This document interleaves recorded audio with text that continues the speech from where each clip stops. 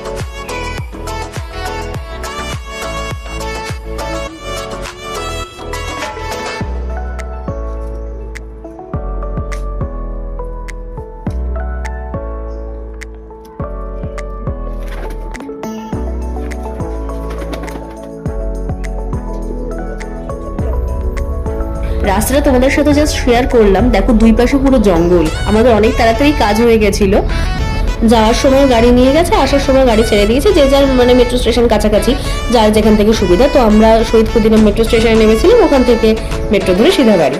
তো আমার তো মোটের উপর দিন খুবই ভালো গেল। তোমাদের ভিডিওটা দেখে কেমন লাগলো অবশ্যই কিন্তু কমেন্ট করে জানিও আমাকে।